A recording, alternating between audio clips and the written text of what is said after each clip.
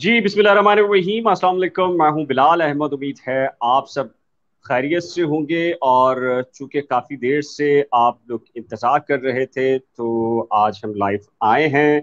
जैसा कि हमने कहा था कल भी कि कुछ अहम तरीन खबरें भी हैं, अंदर की रिपोर्ट्स भी हैं। एक तो एमक्यूएम लंदन की जानिब से जो कल प्रोटेस्ट हुआ था उसमें गिरफ्तारियां हुई थी, मुकदमा भी दर्ज हुआ, बल्कि मुकदमा दर्ज हुए एक से ज्यादा शहरों में। तो उनकी क्या रिपोर्ट है, इस पर बात करेंगे। जहीर का केस, आज भी इसकी हेयरिंग हुई है। फारूक समी और मोहम्मद वकास औरंगजेब दोनों यूट्यूबर्स भी हैं, सीनियर सहाफ़ी भी हैं, मेन स्ट्रीम मीडिया से भी जुड़े हैं।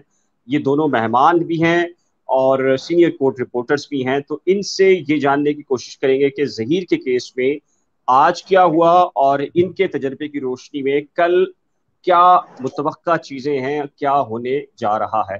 इसी के साथ एक और मामला है, खासकर कराची के अंदर ये मामला काफी अरसे से उठता रहा है कि जो स्कीम 33 है वहां पर हाउसिंग सोसाइटीज पर बड़े पैमाने के ऊपर कब्जे हैं। और आपको पता है कि गुज़िश्ता हफ्ते जस्टिस सैयद हसन अजहर रिजवी ने तो यहाँ तक कहा था कि पाकिस्तानी यानी कराची वाले, उनकी जमीनों पर गैर मुल्कियों के कब्जे हैं।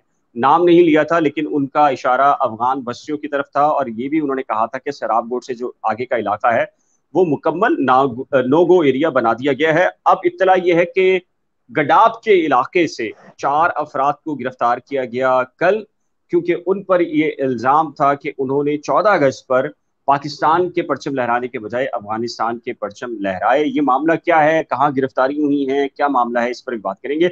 सबसे पहले फारूक समी की तरफ चलते हैं और उनसे ये पूछते हैं। जहीर के केस पे बहुत डिटेल के साथ बात करनी है, तो लिहाजा जो दीगर इश्यूज हैं हम उस पर पहले बात कर लेते हैं, फिर जहीर के केस के ऊपर बहुत तवील और सैर हासिल गुफ्तगू भी करेंगे, क्या मुमकिनात हैं उस पर भी बात करेंगे। तो फारूक, सबसे पहले आप हमें ये बताइए कि कल एमक्यूएम लंदन की तरफ से, और बहुत सारे लोग ये भी कह रहे हैं कि आप एमक्यूएम लंदन ना कहें बल्कि एमक्यूएम अल्ताफ हुसैन कह दीजिए, या अल्ताफ हुसैन ग्रुप कह दीजिए। चले जी, जो भी आप समझते हो मुनासिब वो अल्फाज इस्तेमाल हो सकते हैं। आप मसला ये है कि अब जाहिर है कि दीगर स्टेक होल्डर्स हैं, जो एमक्यू पाकिस्तान भी है उसमें भी धड़ेबंदियां हैं। तो अब हमें आजमाइश में आप लोगों ने डाल दिया है कि हम किस नाम से किसको पुकारें।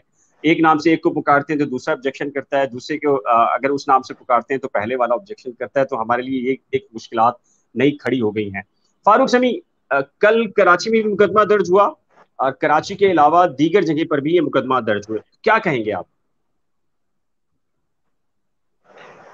देखिए, कल कराची के अंदर जो और दीगर शहरों में जो मुकदमात हुए, कराची में कोई मजमूई तौर पर 25 लोगों को पकड़ा गया था, जिनमें से कुछ लोगों की सेहत बहुत ज्यादा नासाज थी जिनको छोड़ दिया गया, जिनमें मोमिन खान मोमिन थे, कुछ खवातीन को छोड़ दिया गया। और आज 17 लोगों को पेश किया गया था जिन पे जलाओ गिराओ की दफात लगाई गई थी। और कराची में कल बहुत सख्त क्रैकडाउन किया गया था, लेकिन दफात के मामले में या कानूनी तौर पर जो उनको निपटा गया है वो थोड़ा उसमें लचक का मुजाहरा किया गया है। और आज जो सारे जो है वो 5,000 रुपए के मचल के उन्होंने जमा कराए और निकल गए।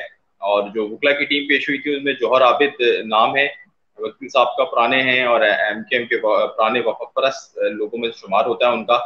तो वो वफा परस्त कारकुनान उनके जितने भी थे उनको अब यहाँ से रिलीज हो गए। इसी तरह सक्खर के अंदर और हैदराबाद के अंदर जो मामला हैं एफआईआर के, वो जरा संगीन नोयत के हैं। सक्खर में जैसे अभी हम इससे पहले भी डिस्कस कर रहे थे, आपको बताया कि एटी भी लगाई गई है। तो ये वहां पर है और वहां पे तमाम गिरफ्तारियां उस तरह अभी तक हमने देखने में नहीं आई हमें। कोशिश जरूर हुई है, छापे जरूर पड़े हैं। और जो स्टैब्लिशमेंट का मामला था, वो उनकी तरफ से वही हमें देखने में आया कि स्टैब्लिशमेंट ने इस दफा फिर एक दफा थोड़ा सख्त पैगाम दिया, लेकिन कराची में मैंने देखा कि थोड़ा सा लचक का मुजाहरा हुआ है स्टैब्लिशमेंट की जानिब से। और अगर हम बात करें जो एमक्यूएम की, तो एमक्यूएम ने कल ओवरऑल जो एमक्यूएम का पैगाम है वो तमाम हलकों के अंदर पहुंच गया है और तमाम लोगों में वो डिस्कस हुआ है। कराची, हैदराबाद और शहरी सिंध के अंदर बहुत ज्यादा डिस्कस हुआ है कल एमक्यूएम का, कि कल की जो एक्टिविटी थी जश्न आज़ादी की प्लस प्रोटेस्ट की, तमाम इस हवाले से अभी चीज़ों में कंफर्मेशन नहीं आ रही है कि इस्टेब्लिशमेंट आगे क्या सोच रही है, इस्टेब्लिशमेंट ने आगे क्या फैसला किया है इस हवाले से कि उसने क्या करना है। ताहम अदालतों में जो आज मामला हुआ, जिससे कि कल अनीस मंसूरी कह रहे थे कि वही वाली बात है कि आज के जो प्रोटेस्ट के बाद गिरफ्तारी हुई, कम अज कम कराची की अगर मैं बात करूं तो अनीस मंसूरी की वो बात बिल्कुल दुरुस्त थी कि अब इससे जो कारकुनान हैं उनका वो बूस्टअप होंगे, क्योंकि कारकुनान ये देख रहे हैं कि हमारे पर खिलाफ जो FIR हुई हैं वो 5,000 रुपये के अगर मचलकों पर हम छूट गए और अगर ज़्यादा भी होगा, हम कुछ अर्सा जेल में भी गुजारना पड़ा, तो उनके लिए इतना कोई मतलब ये MQM के लिए, MQM जैसी पॉलिटिकल पार्टी के लिए कोई नया नहीं है। और बहुत ज़्यादा इनकी जो है वो हमने माजी और हाल में मुस्तकबिल में भी हम नजर यही आ रहा है कि वाबस्तगी जो है इनकी अपने बानी मुत्तहदा के साथ बहुत ज़्यादा है। और कुछ लोग तो उनको अपने बाप का दर्जा भी देते हैं। तो मुझे मुस्तकबिल में जो मैं देख रहा हूँ उसमें ये देख रहा हूँ कि कम से कम कराची के अंदर और हैदराबाद के अंदर और जो वो इलाके जो कि मुख्तलिफ लसानी इकाइयों के साथ जुड़े हुए हैं, उन जगहों पर जो MQM का वो ग्रुप जो कि खालिस ग्रुप कहलाता है या जो वफा परस्तों का ग्रुप कहलाया जाता है, जो या MQM वो MQM जो कि खालिस MQM है जिससे मुख्तलिफ शाखें निकली हैं, वो MQM जो है वो मजीद स्ट्रांग होने जा रही है। और इसका कोई आपके एस्टेब्लिशमेंट को अगर हम देखें माजी में जिस तरह उन्होंने उसको ट्रीट करती रही है, अगर उसी तरह ट्रीट करने के बावजूद भी इतने लोग निकल आए तो एस्टेब्लिशमेंट के लिए भी ये पैगाम है कि भाई आपको अपनी हिकमत अमली तब्दील करनी। अच्छा फारूक भाई, आप थोड़ा संजीदा भी हैं। ये मैसेज पढ़ें, पॉजिटिव का है, और ये पॉजिटिव आपको बहुत ज़्यादा इसी नौयत के सवाल भेजते हैं। ये कह रहे हैं फारूक भाई, वुजदान की कैफियत में आकर कुछ न्यूज़ दें। अच्छा, इसके साथ ही एक और कमेंट था, वो ये था कि अब जो MQM है उससे उसके खिलाफ इतने मुकदमात क्यों दर्ज हो रहे हैं और क्या वजह है इसकी, ये थोड़ा सा बता दीजिएगा। दो सवालात। ये है हुमैरा आफ्ताब का। ये कह रहे हैं फारूक भाई प्लीज क्लियर करें कि क्यों मुकदमा दर्ज किए हैं और क्यों ये MQM से इतना खौफजदा है। जी। अगर मैं इसका बहुत ही मतलब अगर क्लियर होकर बात करूं तो ये MQM जैसी जो पॉलिटिकल पार्टीज हैं जो पाकिस्तान के अंदर, उनके हवाले से हमारे पास एक फिजा आती है। जब भी कोई चीफ तब्दील होते हैं किसी भी इदारे का, तो कोई पूरी पॉलिसी, नया चीफ एक पॉलिसी लेके आता है, तो वो उस पर असरअंदाज होती है। तो MQM के हवाले से एस्टेब्लिशमेंट ने अपना एक मिजाज बना लिया है। वो MQM को जो उन्होंने शुरू से मिजाज बनाया है, 90 से मिजाज उनके के हवाले से बनना शुरू हुआ है। और अब तक हम किसी अदालत में, तो जाहिर सी बात है इस पर कोई प्रूफ नहीं आया है कि भाई MQM कोई मुल्क दुश्मन है या उन्होंने कोई अलहदा वतन बनाने की कोशिश की है या जिस तरह के उनको इल्जाम लगते रहे। लेकिन कुछ उनके बयानात को लेके और कुछ चीज़ों को लेकर जो एक एक आप ये समझ लें कि एक फिजा बना दी गई है फिजा MQM फिजा से हाँ, मुतालिक, फिजा जी जी जी। फिजा बना दी गई है और एक MQM से मुतालिक जो है एक राय कायम कर ली गई है, उसी राय को किया जा रहा है। अच्छा, अब जो हम इस्टेब्लिशमेंट के लोगों से हमारी जो मुलाकातें होती हैं लोगों से, तो उनसे हम अपनी बात करते हैं और इस हवाले से कहते हैं, और लचक के मामला पे बात होती है तो उनका बहुत ही सपाट लहजे में जवाब होता है, यार इतनी मेहनत करने के बाद इतना कमजोर किया है हमने, तो अब हम अपनी हम्म। सारी मेहनत को जाया कर दें। तो इस हवाले से भी एक राय है। लेकिन जो MQM अभी जो पावर में आई है, या उसने जो MQM ने बड़ा प्रोटेस्ट किया है और जो लोगों के अंदर ये हौसला आया कि वो अपनी कायद की तस्वीरें लेके सड़कों पे निकले हैं, कराची से लेकर टंडोला यार्ड तक, तो उसकी सबसे बड़ी वजह ये थी कि हालात इस किस्म के बन गए हैं। और अब इस्टेब्लिशमेंट के अंदर भी बहुत सारी शाखें होती हैं, धड़े होते हैं, उनके अंदर भी लोगों की एक से ज्यादा सोचें होती हैं। अब वो भी ये बातें सोच रहे हैं कि कराची यूनिवर्सिटी से लेकर आर्ट्स काउंसिल तक भी ऐसे नारे लग जाएं जो कि हम नहीं चाहते कराची में लगना। और हम्म। वो कुछ वो जब मुत्तहदा कौम में मौजूद थी यहाँ पावर के साथ, तो इस तरह के नारे कम से कम नहीं लगते थे। बस आप ये जा जो रहे हैं कि लोग, वो सिंधु देश के या जो सिंधु देश के जो नारे हैं, या इस नौयत की चीजें जो आप बता रहे हैं, मेरे ख्याल से गालिबन उसी तरफ इशारा है आपका। बिल्कुल। तो इस हवाले से जो नारे वह लग रहे हैं और इसके हवाले से जो कंपेनिंग हो रही है, इस जैसे कि अभी 14 अगस्त को आपको अगर इल्म हो तो एक प्रोटेस्ट जो है वो हुआ था कराची यूनिवर्सिटी में। अच्छा, माजी के अंदर ये रवायात जो है वो गुलशन हदीद से आगे नहीं आती थी। गुलशन हदीद में एक होता था कि एक मजहबी जमात जो है वो 14 अगस्त मनाती थी, और एक ठीक है। मजहबी जमात थी, और एक कोई वहाँ पे एक यूनियन बनी हुई थी, वो 14 अगस्त का हम्म। केक काट रही होती थी, और दूसरी तरफ जो है वो एक ऐसी एक्टिविटी होती थी जो मैं यहाँ पे ऑन एयर नहीं कहना चाह रहा। ठीक है, तो सही है, अब ठीक वो है। एक्टिविटीज जो है 14 अगस्त को अगर कराची यूनिवर्सिटी या आर्ट्स काउंसिल के अतराफ में भी अगर उस तरह की चीजें दिखने में आए, तो एस्टेब्लिशमेंट के बहुत से धड़े आप ये भी सोचने फिर मजबूर हैं कि भाई हमने अगर इनको माइनस कर रहे हैं तो उसका हमें क्या मिल रहा है। और दूसरी बात ये जो हम बोले बहादुराबाद की बात करते हैं या उन जगहों की बात करते हैं हम, जहां पर जिनको उनके मुतबादिल में लाया गया, चाहे वो मुस्तफ़ा कमाल साहब हो, और मुस्तफ़ा कमाल हम्म, अजीज खान खानी बहुत बेहतरीन लोग हैं, मैं कभी भी ये नहीं कहता कि वो बहुत बुरे लोग हैं या वो खराब लोग हैं। या इसी तरह जैसे मतलब बहादुराबाद के हवाले से तो आप कह सकते हैं कि वहाँ पे बहुत सारे ऐसे लोग हैं जिनके हवाले से स्पेशली जो उर्दू बोलने वाली कम्युनिटी है उनको अब शक और शुबात हैं कि वो किसी के साथ मिल गए हैं या उनको पाकिस्तान पीपल्स पार्टी के साथ मुसलसल इत्तेहाद चल रहा है। पहले भी होता था लेकिन अब जो है इत्तेहाद है वो उसमें कुछ हासिल नहीं हो रहा, सिर्फ दिया ही जा रहा है। तो हम्म, इससे ये हमें अंदाजा हो रहा है कि दूसरा जो कोई मुतबादिल चेहरा सामने नहीं आ सका है। अगर कोई मुतबादिल चेहरा सामने आया है तो अगर हम मतलब ऑनेस्टली अगर हम बात करें शहर के हवाले से और जो शहरी सिंध के मसाइल के हवाले से, लेकिन वो भी सिर्फ कराची तक महदूद है, और वो चेहरा था हाफिज नईम रहमान का, या वो चेहरा है हाफिज नईम रहमान का। लेकिन इनके अलावा कोई ऐसा मुतबादिल के तौर पे भी नहीं आया है जिसने कराची के मसाइल में बात हो कि इलेक्ट्रिक का मसला है, जो खालिस सेंट्रल के या औरंगी टाउन के या वेस्ट के वो इलाके जो कि उर्दू कम्युनिटी में जहाँ पर ज्यादा बेस करती है या दीगर ठीक कम्युनिटीज है। बेस करती हैं जो कि एमक्यूएम के वोटर हैं, तो हम वो देखते हैं कि वो उस हवाले से कोई बात करने को तैयार ही नहीं है। एमक्यूएम कोई प्रोटेस्ट करने को तैयार ही नहीं है। अभी बड़ा रह है कि इतने प्रेशर के बाद औरंगी में आपने प्रोटेस्ट किया। हाल आपका ये कि आपकी जो बहादुराबाद वाले हैं उनको अभी तक उनके हाथ में कुछ है नहीं, लेकिन वो हंगामा और शोर उसी तरह बपा करते हैं, अल्फाजी बातें उनकी हुई फारूक, होती हैं। फारूक, मसला ये है ना, आप कराची के किसी एक कोने से निकलें, आप 5 किलोमीटर का भी सफर करें तो आपको लग पता जाता है कि आप जो है वो कहाँ सफर कर रहे हैं। मतलब शहर का कोई कोना ऐसा नहीं है जहाँ की सड़क, गली, मोहल्ले की सड़क टूटी ना हो, गड्ढे पड़े हुए हैं बड़े बड़े से। और शहर के अंदर बड़े केसेस एक्सीडेंट के रिपोर्ट्स हो रहे हैं, और जो मोटरसाइकिल सवार हैं उनके अंदर जो सर्वाइकल यानी कि गर्दन और जो आप कह लीजिए कमर का जो दर्द है, तकलीफ है, उसके केसेस बढ़ गए हैं। और उसकी बुनियादी वजह यह है कि सब स्टैंडर्ड्स किस्म की जो सड़कें बनी हैं माजी के अंदर, 13-14 साल से पाकिस्तान पीपल्स पार्टी सिंध के अंदर जो है वो हुक्मरान जमात है, उन्होंने एन मुमकिन है 4 साल, 5 साल, 6 साल इंफ्रास्ट्रक्चर को बेहतर बनाने में लगे हों, लेकिन उसके बाद तो चीजें बहुत डेवलप हो जाती हैं। लेकिन आप हाल ये देखें कि एक बारिश की मार होती है कराची की सड़क, और ये हालत देख लें कराची शहर के अंदर जो इस वक्त सड़कों की है। और एमक्यूएम पाकिस्तान का कोई स्टेटमेंट नहीं है, कोई प्रोटेस्ट नहीं है। इवन के मुस्तफा कमाल साहब भी माजरत के साथ इस इशू पे, बाकी इश्यूज पर तो आ रहे हैं, वो लोकल बॉडीज इलेक्शन सारी चीजें, जो इस वक्त शहर का हाल है, बदतरीन कंडीशन के अंदर इस वक्त शहर है।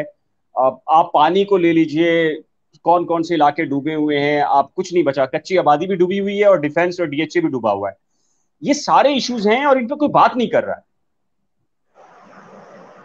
आप दुरुस्त कह रहे हैं, इन इश्यूज पे कोई बात नहीं कर रहा। और दूसरी बात यह है कि फिर हम नजर आ रहा है ना, वो जो प्राइवेट मीटिंग्स होती हैं उसमें इस बात का भी एतराज नहीं किया जाता कि आप बात क्या कर रहे हैं। वसीम अख्तर बोलते हैं नासिर शाह के साथ बैठ के हाँ हम मिले हुए हैं, उसके बाद फिर सईद गनी प्रेस कॉन्फ्रेंस करते हैं और बोलते हैं कि हम भाई NA 245 के अंदर, मतलब ये तसलसल के साथ चीजें हो रही हैं। जब से बानी मुत्तहिदा का सर पर से उनके साया चला गया है या उन्होंने नालायक औलादों की तरह उनसे किनारा कशी इख्तियार कर ली है, तो उसके बाद से हम ये देख रहे हैं कि जैसे अभी लास्ट जो एक्टिविटी हुई है वो ये हुई कि सईद गनी ने पीपल्स पार्टी के कैंडिडेट को जो है वो बिठा दिया है, और वो इस चक्कर में बिठाया कि भाई NA 245 से हम जो है वो उनके खिलाफ नहीं आएंगे ताकि वो ये इलेक्शन में उनको मदद हासिल हो। वो अलहदा बात है कि इससे और नेगेटिव उनके लिए गया है, और नेगेटिव। और TLP और PTI ज्यादा मजबूत हुए हैं और तगड़े होकर आ रहे हैं सामने। स्पेशली महमूद मौलवी बहुत तगड़े होकर नजर आ रहे हैं मुझे PTI की तरफ से, और PTI को भी जो उर्दू बोलने वाले कम्युनिटी है जिसका मखसूस वोट होता है, अब वो PTI की तरफ मुझे झुकता हुआ नजर आ रहा है और मजहबी वोट TLP की तरफ झुकता हुआ नजर आ रहा है। लेकिन अगर हम बात करें तो इस पूरी सूरत हाल में एक वो वोट जो कि उसकी एक या वो बीज जिनकी आबियारी हुई थी बड़े,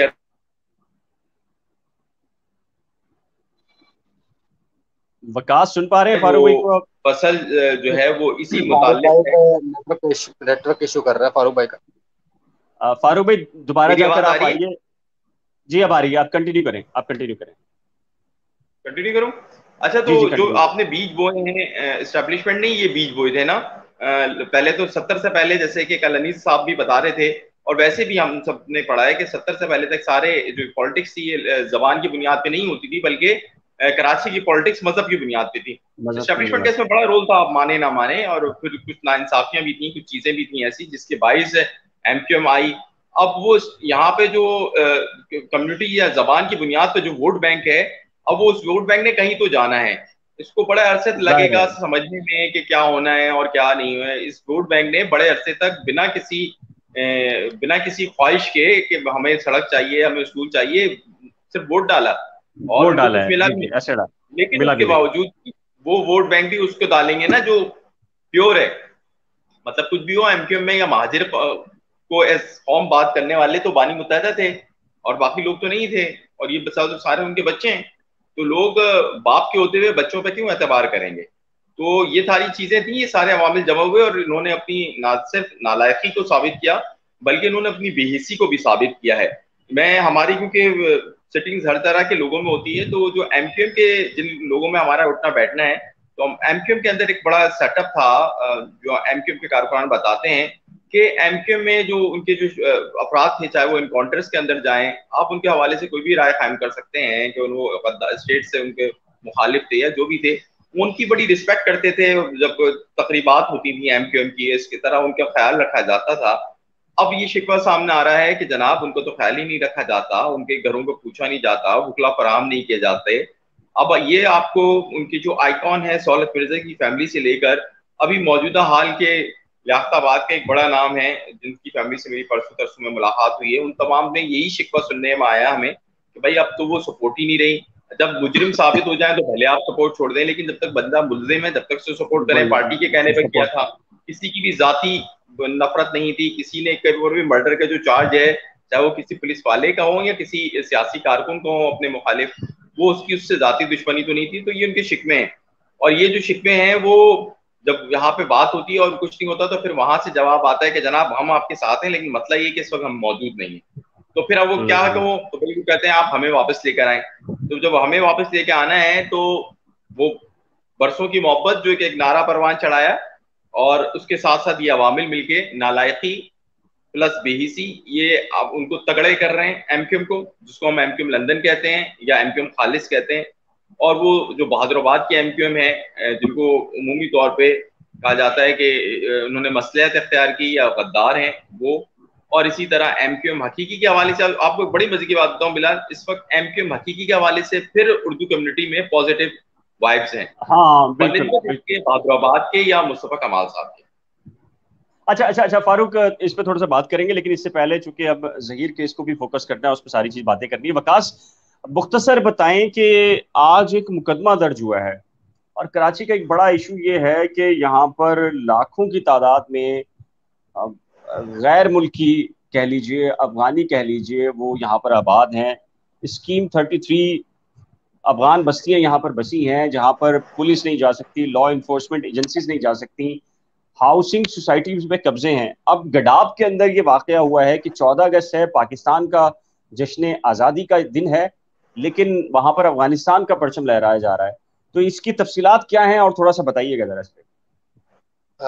जी बिलाल भाई, बहुत शुक्रिया। बिलाल मैं भाई इसमें देखें, कुछ कल वकास मैंने थोड़ा सा ऐड खुद करना चाहूंगा। जी जी जी जी जी। जी वकास, फारूक भाई। मैं इसमें थोड़ा सा ऐड करना चाहूंगा। जी जी ऐड कर दें। मैं ये कह रहा हूँ कि कुछ सोसाइटीज पे कब्जे की हैं, वो वाली बात भी, और दूसरा कुछ लोगों के साथ बदतमीजी भी हुई है, क्योंकि मुकदमात कुछ शहरियों ने भी दर्ज कराए, तो उस पर भी डालिएगा कि रोशनी क्या हुआ। अच्छा जी जी। जी देखें बिलाल भाई, मैंने खुद कल कुछ गाड़ियों पर बैक वक्त पाकिस्तान और अफगानिस्तान के परचम मैंने देखे। जब मैं गुलशन मेमार से सदर की तरफ जा रहा था, तो उस वक्त मैंने ये चीज़ देखी, कुछ लोगों के पास सिर्फ अफगानिस्तान का परचम देखा। परचम के हद तक अगर देखा जाए तो कोई इतनी बड़ा यानी मसला मुझे नहीं ठीक है।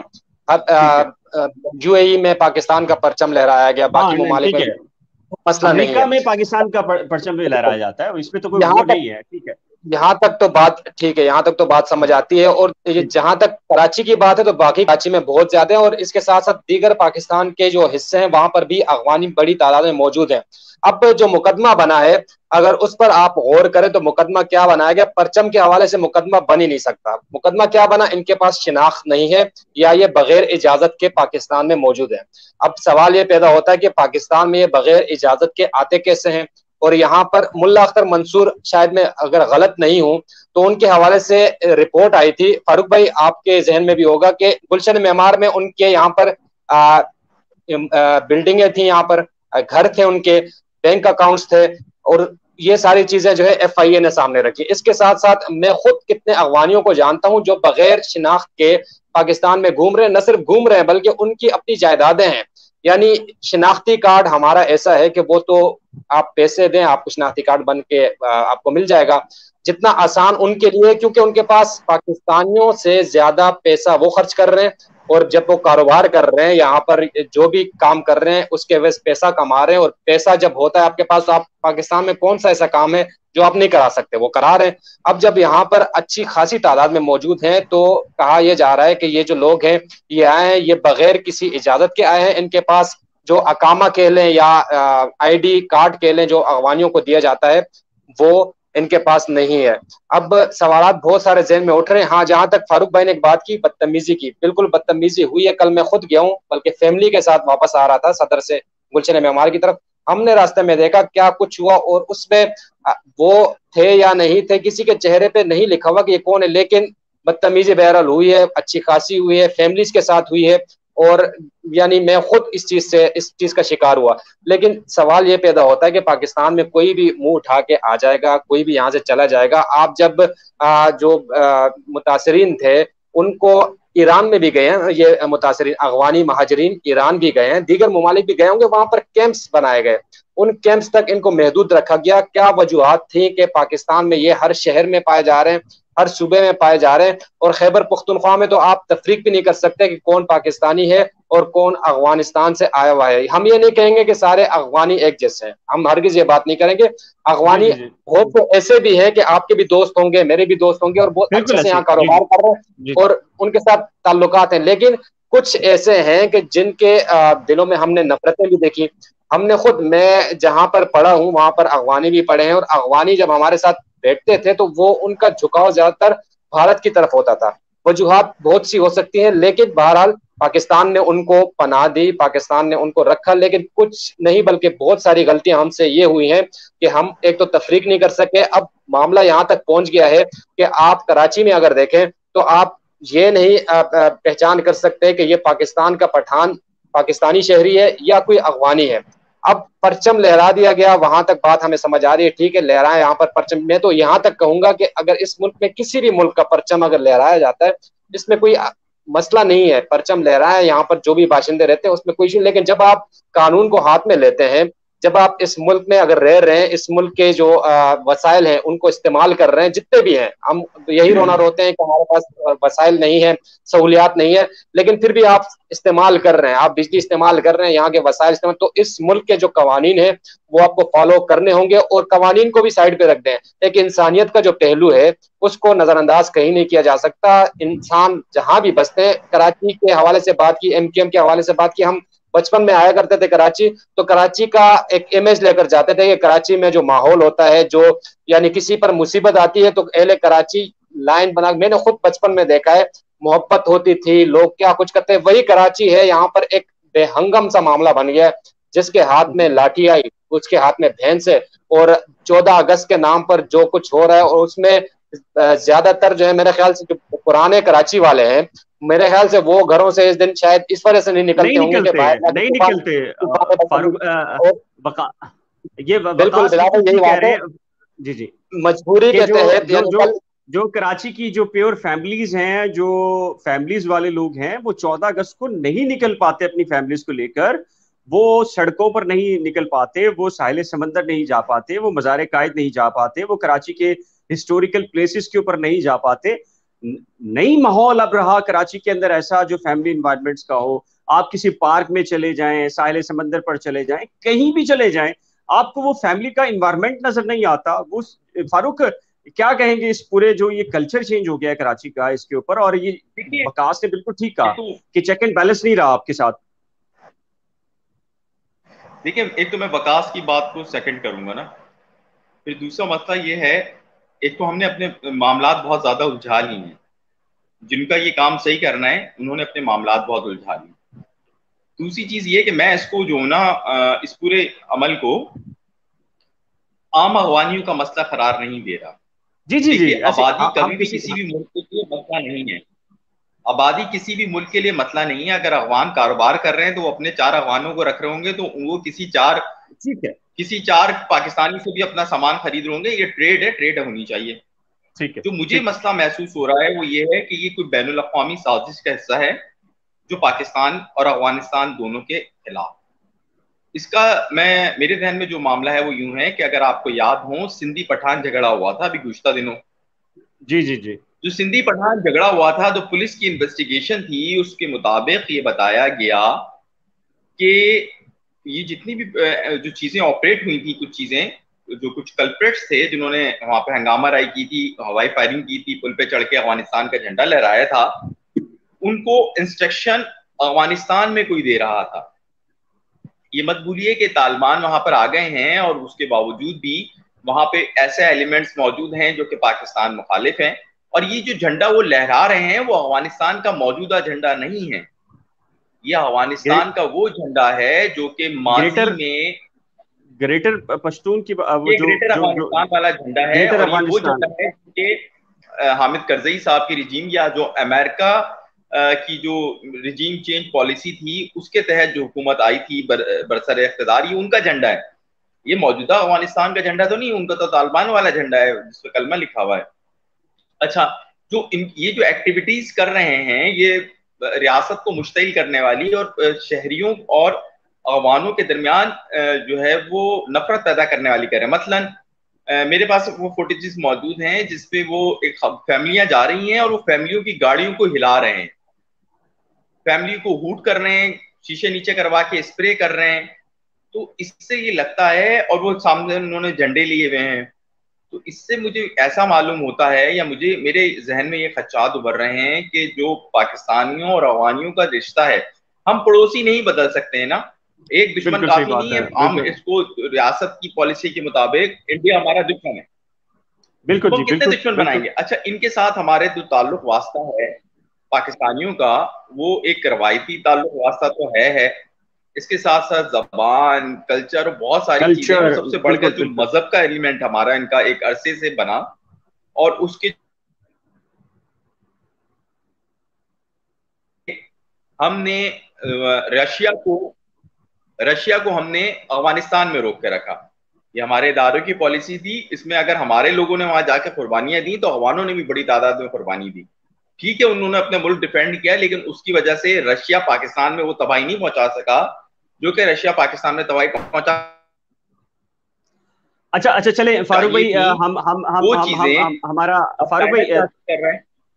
अच्छा, ये हमारा जो टॉपिक है वो थोड़ा सा वो हो जाएगा, हमने जहीर केस पे भी बात करनी है और टाइम अच्छा खासा हो गया है। बहुत सारे लोग कह रहे हैं कि जी जहीर के केस में जो है वो अपडेट्स बता दें। तो वकास थोड़ा सा आज की प्रोसीडिंग बताएं। ये तो आपकी आवाज नहीं आ रही मुझे, आप कुछ कह रहे थे। आपका इंटरनेट फारूक सभी दोबारा आए हैं आप। वकास, आपको मेरी आवाज आ रही है? फारूक भाई आप होके आ जाएं, वापस आए, दोबारा आए। नेटवर्क आपका खराब हो रहा है। अच्छा, तो वकास ये बताएं जहीर के केस में कल क्या कुछ होने वाला है, क्या कुछ होने जा रहा है? थोड़ा सा इसमें थोड़ी सी अंदर की चीज बताएं। फारूक समी वुजदान में देखे कैसे आए एकदम से, तो उन्होंने अंदर की चीजें बताई हैं। देखिए मिराज भाई, कल तो अहम मामलात हैं। एक तो हो सकता है कि चालान कल पेश हो ही जाए, क्योंकि आज हाई कोर्ट में भी चालान का तस्करा हुआ, तो चालान कल पेश हो जाएगा और कुछ चीजें तब्दील होने के बाद पेश होगा जो प्रोसिक्यूशन की जानिब से चेंज की गई। अब यह है कि 2 दरख्वास्तें हैं। एक दरख्वास्त मुलाकात से मुतल्लिक है, जहीर की जानिब से दायर की गई जो मुबैना मुकविया हैं उनसे मुलाकात करने से मुतल्लिक दरख्वास्त। और दूसरा बयान कलमबंद करवाने से मुतल्लिक दरख्वास्त है। अब जो बयान कलमबंद करने से मुतल्लिक दरख्वास्त है, उस हवाले से तो मैं इस हद तक कह सकता हूं कि वो दरख्वास्त मंजूर हो जाएगी। और जो दूसरी दरख्वास्त है उस पर भी इम्कानात यही है, लेकिन उसमें कुछ थोड़ा बहुत मैं शकूक व शुबहात का शिकार हूं। लेकिन बयान कलमबंद करने से मुतल्लिक मुमकिन तौर पर यह हो सकता है कि कल जो मजिस्ट्रेट साहब हैं वो ऑर्डर कर दें। अब तीन अहम इश्यूज हैं कल। चालान पेश करना, इसके साथ साथ जो बयान कलमबंद कराना है उससे मुतल्लिक दरख्वास्त पर फैसला आना है, और तीसरी चीज जो है वो मुलाकात से मुतल्लिक है कि जहीर की जानिब से जो मुबैना मुगविया है उनसे मुलाकात करने की दरख्वास्त दायर की गई थी, उस पर कल फैसला मुतवक्के तौर पर आ सकता है। अब देखते हैं कल क्या होता है। लेकिन बहरहाल जो आज हाई कोर्ट में मामला चला, जिसमें कहा गया कि वो जो मुलाकात का मामला है वो कटाई में डालने की बहुत कोशिश की गई, लेकिन कल के दिन प्रोसिक्यूटर जो है इस मामले में, जो डीजे के कोर्ट के प्रोसिक्यूटर है, उनसे मेरी बात हुई चालान से मुतल्लिक। वो कह रहे हैं चालान आ गया, लेकिन डिस्ट्रिक्ट पब्लिक प्रोसिक्यूटर ने चालान अपने पास रखा हुआ है और स्क्रूटनी नोट भी वो खुद लिख रहे हैं। तो स्क्रूटनी नोट में अब क्या तब्दीलियां की गई हैं ये तो कल सामने आएंगी। और इसके साथ साथ चालान में पुलिस की जानिब से जो चालान था वो कहा यह जा रहा है कि जो प्रोग्रेस रिपोर्ट थी उसी को आगे किया गया है, उसमें थोड़ी बहुत तब्दीलियां करके वो आगे कर दिया गया था, लेकिन प्रोसिक्यूशन ये चाह रही है कि कुछ तब्दीलियां की जाएं। तो देखते हैं अब क्या तब्दीलियां होती हैं, कल ही पता चल सकेगा। वकास, ये जो प्रोसिक्यूशन है कोई बहुत ज्यादा एफिशिएंसी वाला मामला नहीं हो रहा? ऐसा तो हमने कभी देखा नहीं है कि प्रोसिक्यूटर भी बगैर बिन बुलाए केस में खड़ा हो। प्रोसिक्यूशन के जो टीम है वो भी बड़ी फुर्तियां दिखा रहे हो। ये क्या आपको लग रहा है कि पुलिस ने अगर न्यूट्रल हुई है तो अब ये प्रोसिक्यूशन के जरिए दबाव और सारा सीन है? देखिए बिलाल भाई, अब तो खैर इस केस में हम अदालत में नहीं जा सकते, हम पर पाबंदी है सहाफियों पर। लेकिन शुरू में जब हम इस केस में मजिस्ट्रेट की कोर्ट में खड़े होते थे तो उस वक्त हमने मुद्दई मुकदमा के जो वकील हैं उनके साथ साथ जो प्रोसिक्यूटर, डिस्ट्रिक्ट पब्लिक प्रोसिक्यूटर, इनके बाकायदा हमने तलख कलामी होते हुए देखी है। यानी जब हाई कोर्ट ने एक मामला तय कर दिया था, उसके बाद जब ये मजिस्ट्रेट के पास मामला आया तो उसके बाद मजिस्ट्रेट जो प्रोसिक्यूटर है, डिस्ट्रिक्ट पब्लिक प्रोसिक्यूटर, वो बार बार ये कहते हैं इस केस में है ही नहीं कुछ, हम क्या करें। तो इस दौरान हमने तलख कलामी होते हुए देखी, और उसी दौरान कुछ दिनों बाद वो आपस में उनका प्यार बढ़ते हमने देखा है। और कुछ दरख्वास्तें जब पुलिस की जानिब से लगे और प्रोसिक्यूशन उसकी तरफ जो है इशारे दे और प्रोसिक्यूशन की जानिब से दरख्वास्तें लगे, तो फिर जाहिर सी बात है कुछ बहुत सारे सवालात उठते हैं। हालांकि प्रोसिक्यूशन जो पसे पर्दा हमसे जो सरकारी वकला मिल रहे हैं, मुलाकातें कर रहे हैं, वो कहते हैं कि इस केस में कुछ भी नहीं है। ये केस और इससे मिलते जुलते बेतहाशा मुकदमात सिटी कोर्ट आते हैं और वो यूं ही चले जाते हैं, क्योंकि इन मुकदमात में कुछ रखा नहीं है। दूसरी जानिब पुलिस का तस्करा भी करते हैं कि पुलिस को अभी तक तफ्तीश में कुछ मिला नहीं है। जब पुलिस को कुछ मिला नहीं है तो केस में जाहिर सी बात है एक तरफ मुबैना मुगविया जो है उनका बयान है, दूसरी तरफ अदालतों की डायरेक्शंस हैं, तीसरी तरफ पुलिस की तफ्तीश है, जिसमें जो प्रोग्रेस रिपोर्ट में आपने देखा तकरीबन 35 के करीब लोगों के नाम जो है उससे निकाल दिए गए, और एक तरफ जो है वो प्रोसिक्यूशन खड़ी हुई है। अब प्रोसिक्यूशन का तो अंदाजा आपको मुझसे ज्यादा होगा और फारूक भाई को खास तौर पे होगा, क्योंकि फारूक भाई की गहरी नजर होती है लोअर कोर्ट्स पे कि ये कहाँ से इन पर प्रेशर होता है और कैसे ये मुकदमात में असरअंदाज होते हैं। अगर तो किसी केस पे प्रोसिक्यूटर साहब अगर न्यूट्रल हैं तो फिर तो साफ दिखता है कि वो न्यूट्रल हैं और वो मुकदमे को एक तरफ जो हक और सच की तरफ लेकर जाते हैं। लेकिन जब एक सरकारी नौकर हो और उसको ऊपर से डायरेक्शंस आ रही हो, मुझे बार बार जब मैं ये बात करता हूँ तो वही शर्जील इनाम मेमन वाला और शराब वाला केस याद आ जाता है। जब आप हाई कोर्ट में थे, मैं और फारूक भाई सिटी कोर्ट में थे, और डिस्ट्रिक्ट पब्लिक प्रोसिक्यूटर साउथ वो वहां से दौड़ते हुए, हमने खबर चलाई और दौड़ते हुए गए थे सिंध हाई कोर्ट, तो वहां से मामला फिर चल रहे होते हैं। लेकिन कुछ इस हवाले से कहना कबल अज वक्त होगा, क्योंकि हम फिर भी पुरुमीद हैं कि हो सकता है प्रोसिक्यूशन ने कुछ ऐसी तरामीन एक दो तरामीम की हो जो कि वाकई पुलिस बाजों का गफलत भी कर लेती है, कुछ चीजें मिस कर लेती है। हो सकता है वो प्रिंटिंग की गलती हुई हो या और कोई गलती हुई, तो वो सामने चीजें कल आ जाएंगी। अगर इसके कोई बड़ी चीज आएगी तो वो जाहिर सी बात है उस पर फिर हम कल डिस्कस करेंगे इंशाल्लाह। जी फारूक भाई क्या कहेंगे, चंद फुर्तियां गैर मतलब कह लें कि ज़रूरी तौर के ऊपर एफिशिएंसी प्रोसिक्यूशन डिपार्टमेंट की, क्या कहेंगे आप?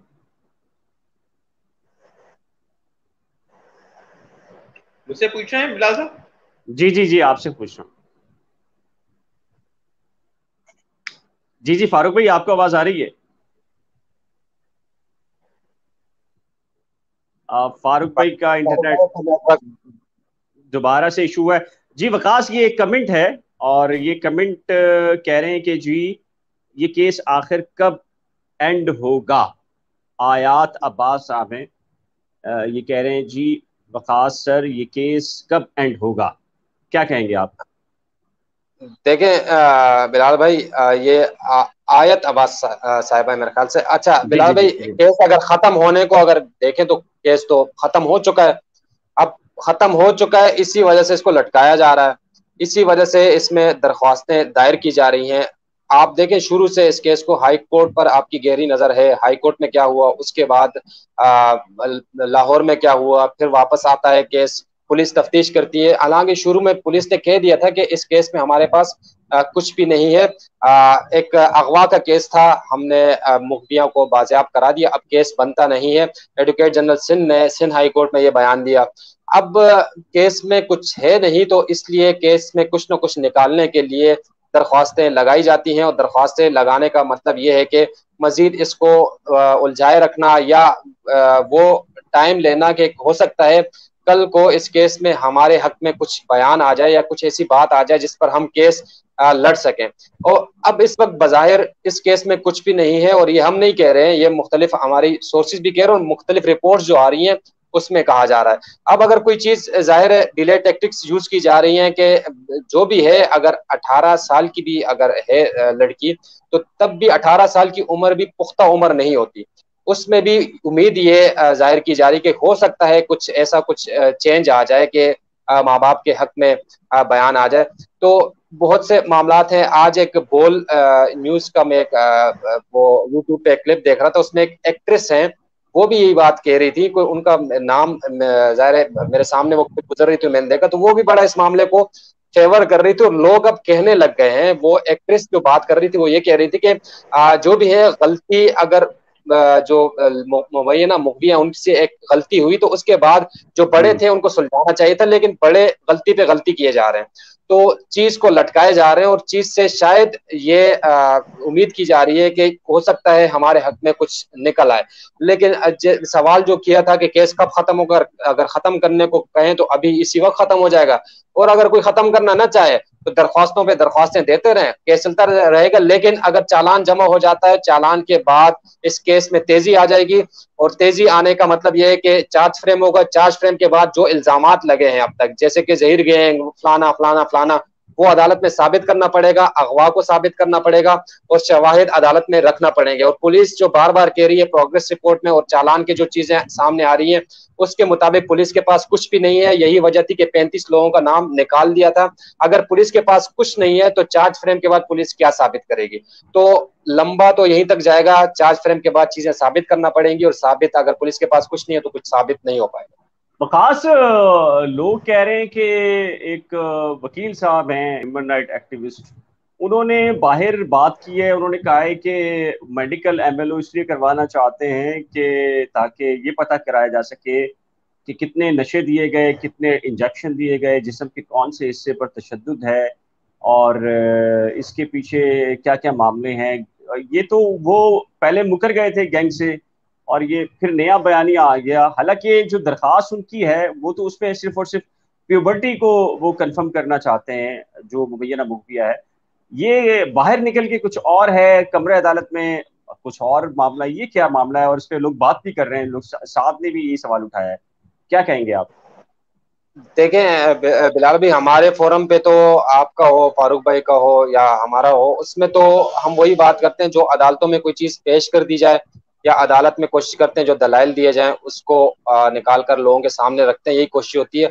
अब वो दरख्वास्त में अगर एक चीज है, बाहर आकर अगर दूसरी बात करते हैं, तो लोगों को भी सोचना चाहिए कि दूसरी साइड का मौकफ क्या है, दूसरी साइड से क्या चीज आ रही है। अब ये चीज तो दरख्वास्त में हमने नहीं देखी। हाँ, जो वकील साहब हैं उनका मौकफ पहले बहुत कम देते थे, पहले भी इस वजह से देते थे कि चले इस साइड का मौकफ आ गया, दूसरी साइड का मौकफ हम लेके डाल लेते हैं, लेकिन अब तो हम वो मौकफ डालने से गुरेज करते हैं क्योंकि वो एक तरफा मौकफ होता है। अब जो अदालती कार्रवाई होती है वो अलग चीज है, अदालत में दरख्वास्त लगाना अलग चीज है। यही बात हम शुरू से कर रहे हैं कि जिस वक्त वो इल्जामात लग रहे थे कि जहीर गैंग है, ह्यूमन ट्रैफिकिंग की बात की गई, यहाँ से अगवा करके बाहर भेज दिया जाएगा, वो बातें अदालत से बाहर तो की गई, लेकिन अदालत में उस हवाले से कोई चीज नहीं प्रोवाइड की गई। और यही मैं बार बार कहूंगा कि जब तक आप चीज अदालतों में पेश नहीं करेंगे तो चार्ज फ्रेम के बाद इस केस का जो फैसला होगा वो फौरन होगा, क्योंकि वो चीजें आपको जितने भी एविडेंस होंगे, अगर बहुत ज्यादा एविडेंस है केस लंबा चलेगा, अगर एविडेंस नहीं है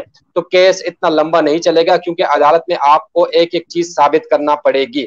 अब अगर वो अदालत में कुछ और चीज देते हैं, बाहर अगर अलग चीज दे रहे हैं, तो ये तो उनसे सवाल, और उनसे सवाल किए भी, लेकिन वो कुछ जर्नलिस्ट आए थे, उन्होंने सवालात किए भी इस हवाले से कि आपने गैंग का तस्करा किया, आपने फलाना इल्जाम लगाया, लेकिन वो मुकर गए थे। वो कह रहे हैं हमने, हमारी तरफ से ऐसी कोई चीज है ही नहीं, हमने तो ये बात कही नहीं। लेकिन वो अच्छे तरीके से इस मामले को समझ रहे हैं कि अदालत अलग वो है, प्लेटफॉर्म है, यूट्यूब को कैसे मैनेज करना है वो अलग प्लेटफॉर्म है, और मेन स्ट्रीम मीडिया अगर आएगा, मेन स्ट्रीम के सहाफ़ी अगर सामने आएंगे तो उनको कैसे टैकल करना है वो बखूबी इन चीज़ों को समझते हैं, और उसी तरह वो खेल रहे हैं सारे मामले से।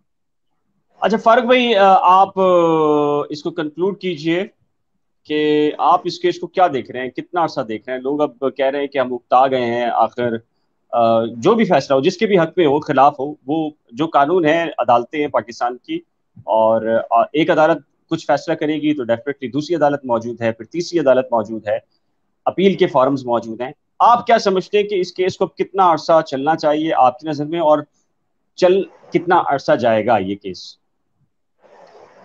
देखिए बिलाल भाई, सीधी सी बात है, अगर मैं आपको ये बात बोलूं कि कौन सा केस कितना अरसा जाएगा, तो ये बहुत ही मुश्किल काम है। मुश्किल काम। इस शहर कुल का चीफ जस्टिस ये कहता है कि मैंने शराब बरामद की है, वो शहर साबित हो जाता है, वो चीफ जस्टिस अपने घर चले जाता है, उसकी रिटायरमेंट की मुद्दत के बाद उसके वो 2 साल भी पूरे जाते हैं कि वो जब वो बात नहीं कर सकता है, और आज तक उसके बाद भी 2 चीफ जस्टिस तब्दील हो जाते हैं, वो चीफ जस्टिस जाता है, फिर चीफ जस्टिस आता है, वो भी तब्दील हो जाता है, लेकिन वो केस वहीं का वहीं है। केस क्या है? केस ये है कि शराब बरामद हुई, जैसे कि थोड़ी देर पहले वकास बता रहे थे, और वो बाद में ये कहा गया कि वो शहद है, और लेबोरेटरी की रिपोर्ट्स भी आ गई, क्योंकि मामला हमको ये लग रहा था कि सूबाई हुकूमत उसमें इन्वॉल्व थी, और उस वजह से कुछ भी नहीं हो सका। या तो अगर चीफ जस्टिस से मेन स्ट्रीम मीडिया पे गलत बात की थी या चीजें की थी तो उनको पकड़ा जाता, या सूबाई वजीर को, लेकिन दोनों को कुछ नहीं हुआ। मैंने बड़ी बड़ी बात की है। और दूसरी बात ये कि अब इस पूरे खेल में जो बच्ची के जो मामला है उसमें ये सब नजर आ रहा है, मतलब अब तो रोजे रोशन की तरह यहाँ हो गया है। एक खातून ट्विटर पर उस पर इंटरव्यूज दे रही हैं, सब कुछ दे रही है। मैं इस मामले में मोहतात हूँ थोड़ा सा, आपको पता है कि मैं एक ऐसी कमेटी का हिस्सा हूँ जो इन मामला को देख भी रही है। तो लेकिन आप देखें, झूठ पे झूठ चीजें आ रही हैं और चीजों को डिले टैक्टिस किया जा रहा है।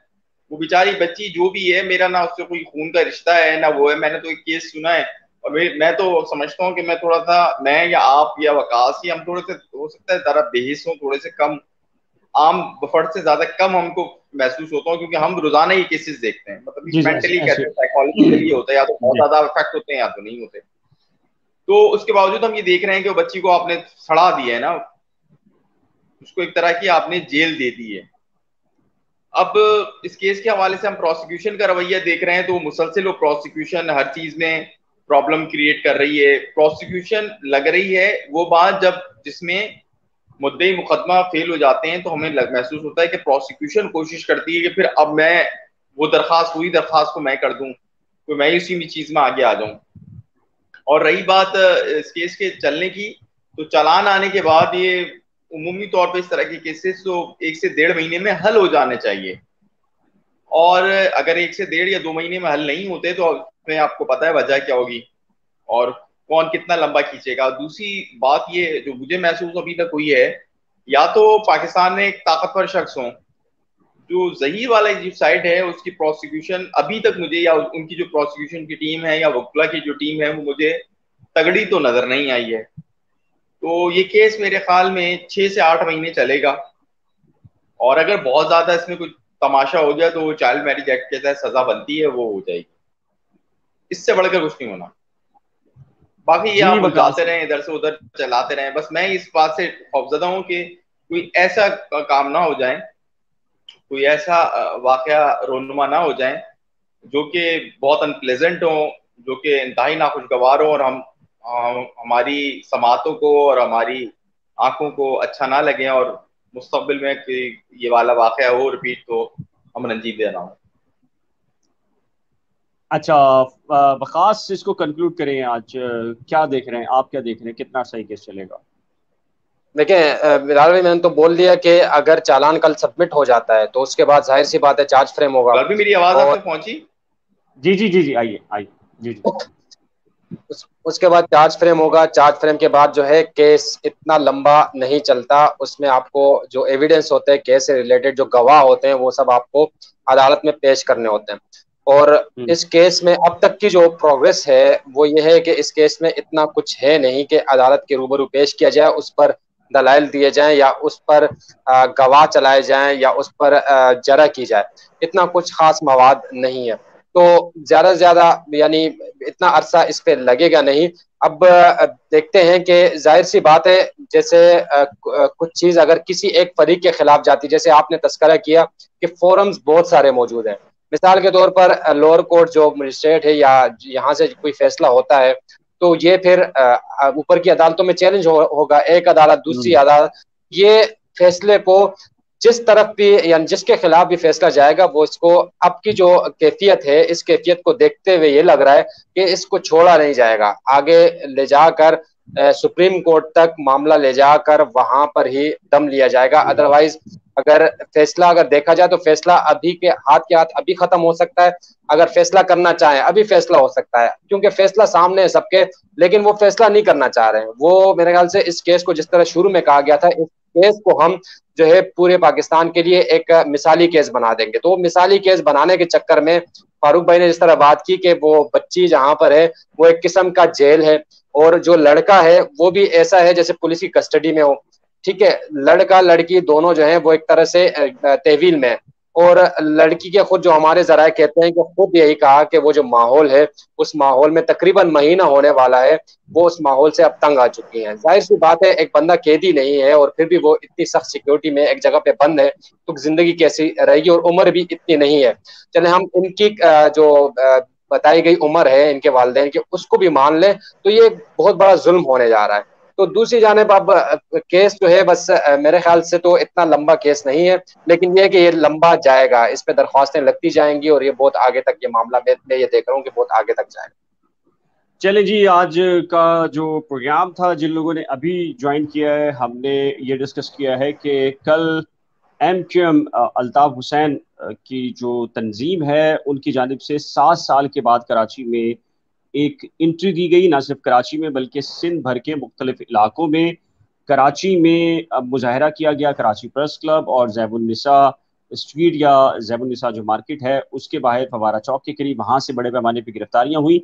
आज 17 वो कारकुनान जिन्हें गिरफ्तार किया गया था उनकी 5-5 हज़ार फीकस जमानतें मंजूर हो चुकी हैं। ताहम सखर में इंसदाद दहशतगर्दी की दफात लगाई गई हैं उन कारकुनान पर। हैदराबाद के ऊपर भी एक बड़ा एक क्राउड जमा हुआ और वहां पर उन्होंने अल्ताफ हुसैन के हक में नारे लगाए, MQM लंदन के हक में नारे लगाए और पाबंदी उठाने और सियासी सरगर्मियां जारी रखने की मुतालबा भी किया, डिमांड भी की। और अब जो छोटे बड़े शहर हैं, खासकर कराची में तो शायद इतना बड़ा उनकी डिमांड इतनी ज़्यादा ना हो, लेकिन जैसे कि भोलू का मर्डर हुआ था और उसके मर्डर के बाद जो इंटीरियर के छोटे छोटे इलाके हैं वहां पर एक अच्छा खासा एक इशू है। और उसमें अब लोग एक महसूस करते हैं कि शहरी सिंध और जो दही सिंध है उसमें एक जो गैप है वो मौजूदा MQM, जिसे MQM बहादराबाद कहा जाता है, उसको फिल करने में नाकाम रही है। तो लोग एक मरतबा फिर अल्ताफ हुसैन की तरफ देख रहे हैं, गली मोहल्लों के अंदर ये चीज़ें डिस्कस हो रही हैं। और यही वजह है कि 7 साल के बाद 14 अगस्त का दिन इंतखाब किया गया और MQM लंदन की तरफ से पूरे सिंध में बड़े शहरों के अंदर ये एक्टिविटीज की गई। और ये कहा जा रहा है उनकी जानिब से कि भले से ही कम तादाद के अंदर लोग निकले, लेकिन चूंकि जो हालात पैदा कर दिए गए हैं उनमें इतने लोगों का निकल जाना भी उनके लिए हौसला अफजा बात है, और वो ये महसूस करते हैं जो आने वाला वक्त है उसमें उनको सियासी सरगर्मियों की इजाज़त मिल जाएगी। ये उनका दावा है, लेकिन पाकिस्तान और पाकिस्तान की जो रियासती इदारे हैं, क्या वो परमिशन देते हैं मुस्तकबिल में या नहीं, ये ज़ाहिर है कि आने वाला फ्यूचर ही तय करेगा। इसके साथ ही हमने कराची के अंदर अफगानिस्तान का परचम लहराने के इशू पर बात की है। बुनियादी मसला ये हरगिज़ नहीं है कि यहाँ पर कोई गैर मुल्की या अफगानी या किसी और मुल्क का जो बाशिंदा यहाँ पर पुरअमन तरीके से रह रहा है, हम उसके खिलाफ बात कर रहे हैं। जो कानूनी तरीके से और पुरअमन तरीके से पाकिस्तान में रह रहा है, भले से कराची में रह रहा है, किसी भी शहर में रह रहा है, हम उसके खिलाफ हरगिज़ नहीं हमने बात की, बल्कि वो लोग जो गैर कानूनी तरीके से रह रहे हैं, और जैसे कि फारूक सभी ने इस बात को कोड किया है, वीडियोस मौजूद हैं कि सोराब गोट से दूर जाते हुए बहुत सारी वीडियोस ऐसी आई हैं कि 14 अगस्त के दिन अफगानिस्तान के परचम लोगों के पास थे, और वो फैमिलीज जो कराची वाले हैं उनकी फैमिलीज को रोक कर बदतमीजी और दीगर मामला भी हुए। खुद वकास औरंगजेब भी गुलशन मेमार में रहते हैं, और वो खुद ये कह रहे हैं कि जब वो कल अपनी फैमिली के हमरा गुलशन मेमार के लिए रवाना हुए तो उनके साथ भी वो शाहिद हैं, गवाह हैं कि ये इंसिडेंट उन्होंने देखे हैं। तो ये बहरहाल एक संगीन नौयत का मामला है। हुकूमत को भी, रियासत को भी इस बात के बारे में सोचना चाहिए कि ठीक है, एक अगर अफगानिस्तान के अंदर क्राइसिस है तो अफगानी हमारे भाई भी हैं, और एक उनसे खून का रिश्ता तो नहीं है, लेकिन जाहिर है कि एक आप कह लीजिए कि बॉर्डर हमारा एक साथ का है, इस्लामी हमारा ताल्लुक उनसे गहरा है, तो उसकी वजह से हमारे ताल्लुकात उनसे बहुत गहरे हैं। लेकिन उसकी आड़ में अगर कोई गैर कानूनी एक्टिविटीज होती हैं तो उसको रियासत को देखना चाहिए। तीसरी चीज हमने जो डिस्कस करनी थी वो हम नहीं कर सके टाइम की कमी के बायस, के अली जाफरी एडवोकेट जो कि मुबैना मुगविया के वकील हैं लाहौर में, उनकी जानिब से 4 खतूत अरसाल किए गए हैं सदर पाकिस्तान को, वफाकी सेक्रेटरी कानून को, वजीर आजम को, चेयरमैन सेनेट को, और उसमें उन्होंने ये कहा है कि अगर ज़हीर और मुबैना मुगविया को पसंद की शादी करने का अख्तियार नहीं है तो फिर आप इस कानून को मुकम्मल तौर पर ख़त्म करें। पसंद की शादी हो या कोर्ट मैरिज हो, दोनों यानी कि लव मैरिज और कोर्ट मैरिज दोनों को पाकिस्तान के अंदर ख़त्म करने या कलअदम करने या इसके हक में जो कानून है उसको ख़त्म करने की उन्होंने ये लेटर लिखा है और कहा है कि वो इसकी कंपेन को जारी रखेंगे। तो आज के लिए इतना ही। बहुत सारे लोग कमेंट सेक्शन में जो तनकीद करते हैं वो हम उसको सराहते हैं, लेकिन जाहिर है हम किसी की वो तनकीद जिसको हम ऑन एयर नहीं कर सकते, उसकी बुनियादी वजह ये होती है कि अगर अल्फाज का चुनाव मुहज़्ज़ब नहीं होगा, तनकीद का दायरा कार अगर मस्बत तनकीद नहीं होगी, या तनकीद बराए तनकीद के अंदर भी अल्फाज का चुनाव मुनासिब नहीं होगा, तो डेफिनेटली ये फैमिलीज का शो है। फैमिलीज बैठकर देखती हैं, ख़वातीन हमारी बहनें देखती हैं बैठकर, और इसलिए हम वो तमाम तर ऐसे कमेंट्स को ऑन एयर नहीं करते। बाकी उनकी राय क्या है, जाहिर है उनका एक बैकग्राउंड है हर इंसान का, उसकी एक तरबियत है, उसका एक कल्चर है, हर एक की जो गुफ्तगू है, हर एक का जो अल्फाज का इंतखाब है वो रिफ्लेक्ट करता है, वो जाहिर करता है उसकी तरबियत के बारे में, उसकी फैमिली स्ट्रक्चर के बारे में, फैमिली बैकग्राउंड्स के हवाले से। तो हर एक को राय है, जो मर्जी कहे, लेकिन जाहिर है कि आप जो मुनासिब कह जो अल्फाज अदा करते हैं वो रिफ्लेक्शन होता है आपकी अपनी तरबियत का। तो ये सारा मैटर है। अगर आप महसूस करते हैं कि हमारे प्लेटफॉर्म से आपको इन्फॉर्मेशन मिलती है तो इससे जुड़े रहिए। कल बहुत अहम तरीन डेवलपमेंट्स होने जा रही है इस केस में, और चलान भी आने वाला है, मुलाकात के ऊपर भी चीज़ें हैं और दीगर इश्यूज भी हैं, और इस पर हम कोशिश करेंगे कि कल लाइव आकर भी आपको सारी की सारी तफसीलात बताएं। अदरवाइज वकास खान ऑफिशियल जो है उनका अपना यूट्यूब चैनल है, इसके साथ ही फारूक समी का भी अपना यूट्यूब चैनल है। अगर आप सर्च करना चाहें तो इनके बराह रास्त यूट्यूब चैनल के ऊपर जाकर उसे सब्सक्राइब भी कर सकते हैं, और वहाँ पर भी दिन भर की जो एक्टिविटीज़ होती हैं उसको देख सकते हैं, जायज़ा ले सकते हैं कि हकीकत क्या है और अफसाने क्या घड़े जा रहे हैं इस केस के हवाले से। तो आज के लिए इतना ही, इंशाल्लाह कल के लिए दी इजाज़त। अल्लाह हाफ़िज़।